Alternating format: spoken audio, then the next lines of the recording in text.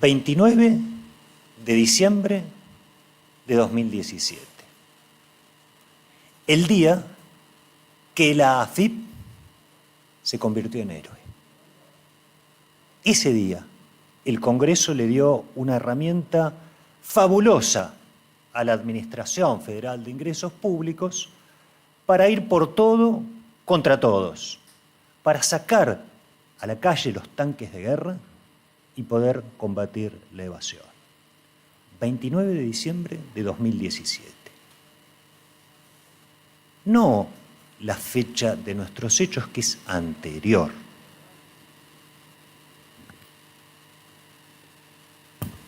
Ese día se sancionó la ley 27430. Esta herramienta equipara absolutamente todas las conductas vinculadas con la posible afectación de la hacienda pública en un mismo paquete, siempre y cuando haya por lo menos 3 personas, con independencia de la autoría individual de cada uno de ellos. En una misma ley se incluyen aquellas conductas participativas, aquellas preparatorias y también las encubridoras. Absolutamente todo lo que la teoría del delito lleva siglos discriminando se mete en una misma ley. No nos importa demasiado eso hoy. El día que nos toque veremos si eso está bien, está mal, es legal, no es legal. Lo cierto es que a partir de ese día se incluyeron 2 conductas más. ¿Cuáles son los verbos típicos de antes y de ahora? Formar parte para cometer delitos. Se agrega coadyuvar y colaborar. Absolutamente todo lo que esté vinculado está incluido en la nueva ley. Pero nosotros nos manejamos en otra fecha. Hay coincidencia en las acusaciones y en los planteos de la defensa y todo lo que transitó este expediente en cuanto a que la ley aplicable es la 25874. ¿Por qué instalo esta polémica? No la estoy instalando, hay una polémica subyacente. Se nos aplica esta ley con los criterios de la ley reformada. Se pretende que Kirstein, Dublores en su momento y Dante formen parte de coadyuvar y colaborar, que son acciones típicas de la ley posterior, no aplicable a este suceso. Nosotros, y esto es muy llamativo porque ¿es o no es la asociación ilícita fiscal un delito autónomo? Jurisprudencia sostiene que sí, no hay duda que con la ley nueva es así, pero en esta época, ¿es un delito autónomo? Pero no tanto. Autónomo pero relacionado. Autónomo pero relacionado a otro hecho. Y a otro hecho específico, dentro de la misma ley. Eso es lo que no podemos perder de vista cuando analizamos el artículo 15, inciso C. ¿Y por qué decimos que es relacionado? ¿Por qué se disimula esa relación? Se disimula enormemente cuando a los evasores los denominamos usuarios. Tanto Fiscalía como querella se han referido a las personas y empresas que utilizaron y evadieron o disminuyeron su carga impositiva cariñosamente como usuarios. No son usuarios, son evasores. Porque ingresos públicos, acá lo que importa es la hacienda pública. Esto es lo realmente importante. Formar parte para cometer. Comete quien puede ser autor de un delito muy especial, muy específico dentro de esta ley.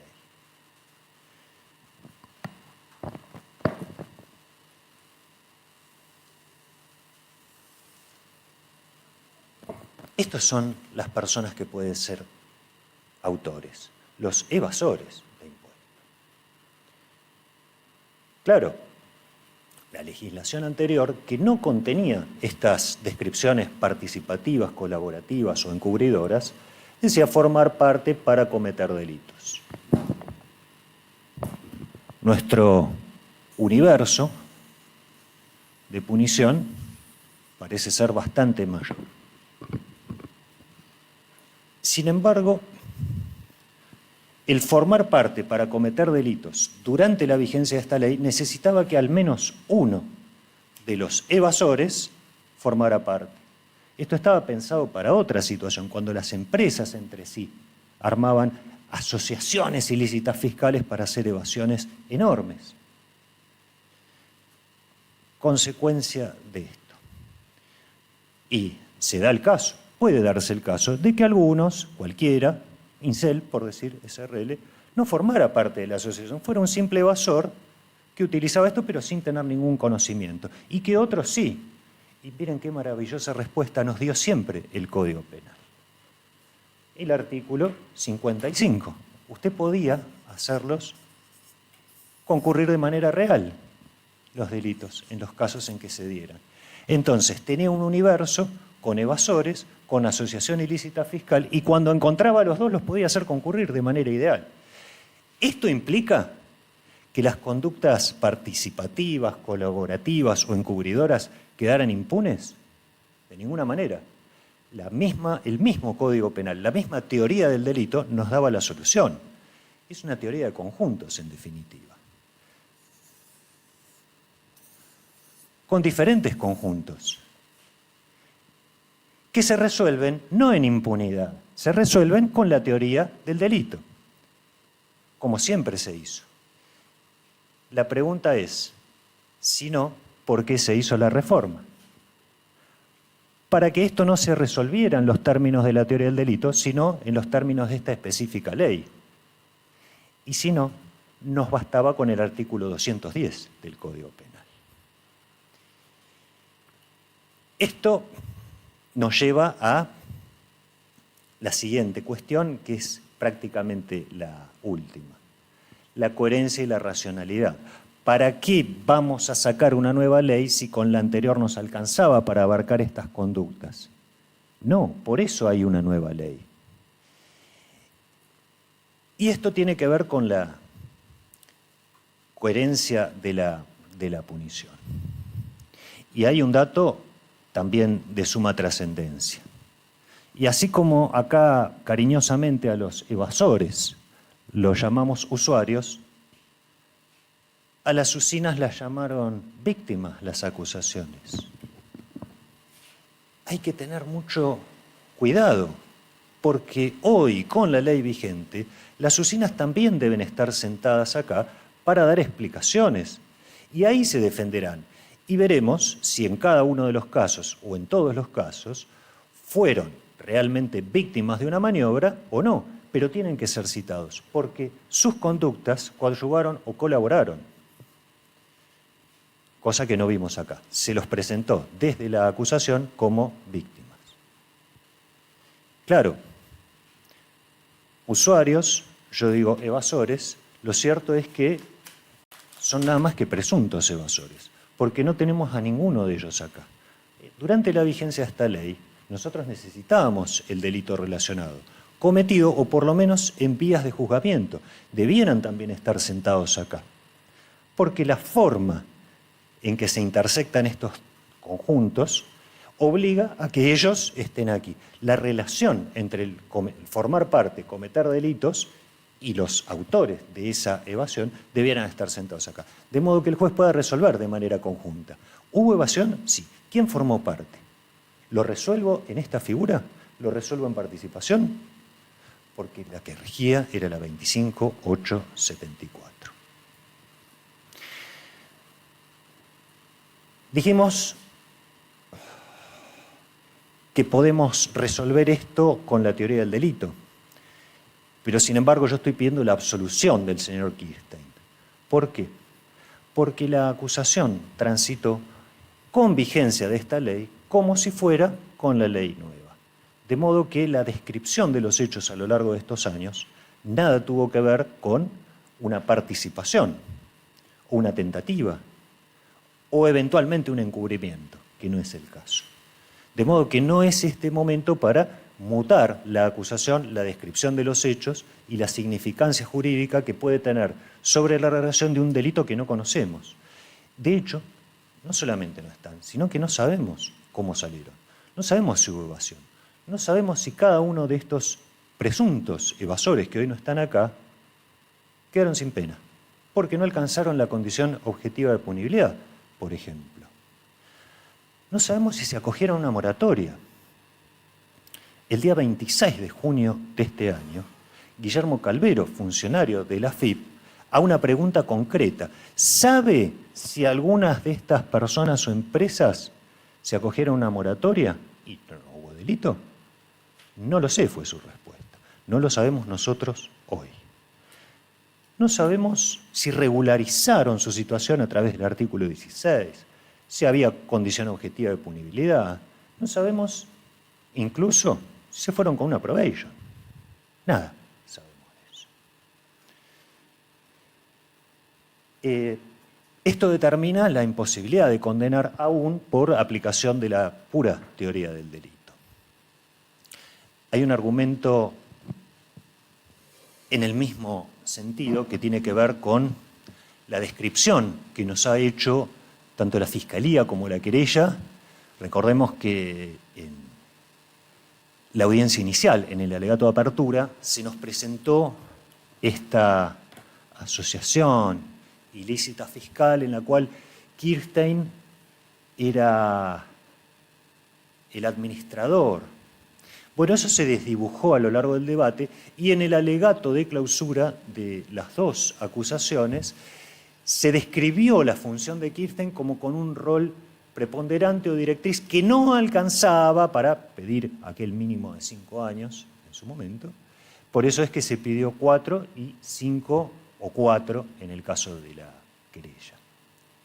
Nos presentaban una relación triangular en este sentido: Kirstein con un rol directriz, Dublores y Danti en una quizá paridad de condiciones, pero lo cierto es que teníamos 3 personas. Eso se desdibuja en la medida, yo no ingreso en el análisis de la prueba prácticamente en esta causa, es pura discusión jurídica. Se desdibujó a lo largo del debate y a medida que uno analiza un poco cómo fueron las intervenciones, entonces nos damos cuenta que aquel triángulo ya lo podemos girar y encontramos una suerte de contraposición de situaciones entre Kirstein y Dublores. ¿Por qué? Porque Kirstein comienza en el año 2016, en el año 2017, para el mes de abril, se incorpora Dublores con su accionar, con sus propias usinas. Sin embargo, hay 2 de las usinas, Belfar y Drazik, que Dublores pertenecían, si se quiere, a Kirstein, pero que Dublores utiliza. Ya hay una contraposición de intereses, hay una cierta competencia en el uso. Pero con posterioridad nos preguntamos, yo no asisto al señor Danti, pero tengo que ingresar a evaluar cuál es su eventual participación en este hecho. Entonces, ¿con qué nos encontramos? Con que ese triángulo vuelve a girar y Danti queda muy en el fondo, muy abajo, en la supuesta participación. ¿Por qué? ¿Qué hizo Danti? Danti tenía las IP. Danti tenía el programa de emisión de factura, nada más. ¿Es eso una participación necesaria? Su abogado lo va a defender, seguramente va a pedir la absolución, pero aún en caso de que se lo considere partícipe, es, y estoy citando Liporazzi de la Casación, una participación de tal grado que permita que utilicemos la figura asociativa, o es simplemente, en los términos del artículo 46, una participación secundaria, subsidiaria, que lo convertía a Danti en algo necesario. Nada. IP tiene cualquiera que tiene Internet. El programa de facturación lo tiene cualquiera, lo puedo bajar, si me da unos minutos, en mi propio celular y emito facturas con clave fiscal de otro. ¿Por qué? Porque tener la clave fiscal de una persona, emitir facturas a nombre de otro, no es un delito en sí. De hecho, todos estamos en esta época preparando nuestras declaraciones juradas. Yo ni sé cuál es mi clave, ni me interesa cuál es mi clave. La tiene mi contador. Él está preparando la declaración. Me pide datos, arma la declaración jurada y ¿está cometiendo un delito? No, está haciendo la declaración jurada con mi clave fiscal. No es delito tener la clave fiscal de otro. Decía en su momento coherencia, racionalidad entre las figuras. Si nosotros nos fijamos qué delitos pudo haber cometido los evasores, nosotros tenemos, no lo sabemos, no están acá, no nos trajeron las acusaciones una resolución a su respecto. Cometieron una evasión simple cuyo monto objetivo de punibilidad lo convierte en delito, o era una mera infracción, 0 años de pena. Aún en ese caso, el delito tiene 2 años de mínimo. O era una evasión agravada, con el mismo mínimo, 3,6, y un máximo de 1, menos que la asociación, los autores, los evasores, menos pena que Kirstein.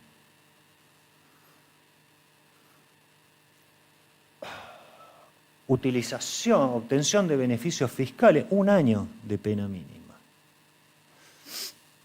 Insolvencia fiscal fraudulenta, 2 años de mínimo. A ver, podían irse con probation, transitar el juicio en libertad, recibir una condena, en caso de recibir condena de ejecución condicional. No Kirstein, a quien se lo acusa de una actitud participativa o colaborativa. Centrémonos. El evasor genera un hecho dañoso, consumado, y no recibe pena, o en caso de recibirla es menor que la de aquellos actos preparatorios o participativos sin daño de mano propia. Claro, absolución por la imposibilidad de aplicar ya en esta instancia la teoría del delito.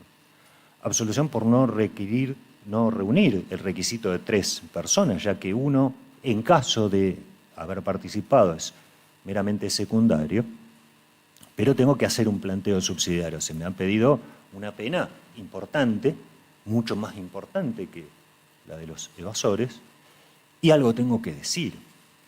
Entonces, respecto de la punición, ¿merece cárcel? ¿Kirstein debe ir preso?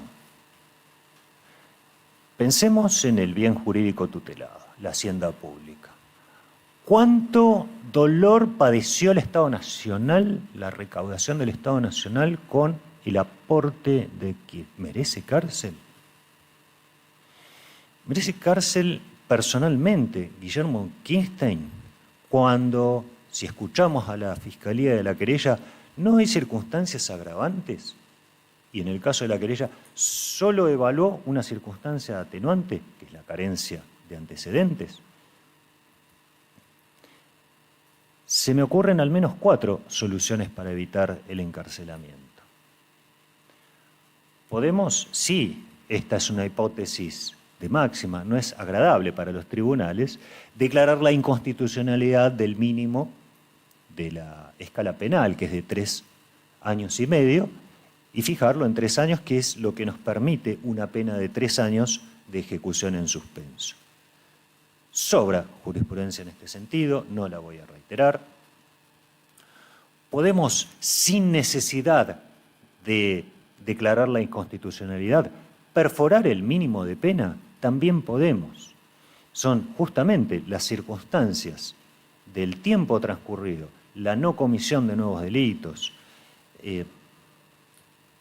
la circunstancia atenuante de carencia de antecedentes y a lo largo de toda su vida del señor Kirstein. Podemos también, como dijo el Tribunal Oral en lo Penal Económico número 2, en Simonetti, 28 de diciembre del año pasado, declarar la inconvencionalidad del mínimo previsto por el artículo 15, inciso C de la Ley en Tratamiento. Y en ese sentido también podemos fijar una pena de 3 años de ejecución condicional. Y una cuarta solución, que está bien, si nos fijamos en lo que solicitó la Fiscalía, en lo que solicitó la querella, o incluso en el mínimo previsto por la figura de 3 años y 6 meses, pero cuya ejecución se mantenga en suspenso. ¿Qué necesidad hay de encarcelamiento para recibir un tratamiento penitenciario que le enseñe al señor Kirstein a modificar alguna conducta que no va a cometer en lo sucesivo? ¿La cárcel le puede enseñar algo? De ninguna manera. Es por eso que de manera subsidiaria solicito con cualquiera de estas 4 alternativas, en caso de recaer condena, se finque o en un monto de 3 años que permita su ejecución en suspenso, o en los montos mínimos o solicitados cuya modalidad ejecutiva sea en condicionalidad. De estos planteos, por supuesto, las reservas recursivas. Muchísimas gracias.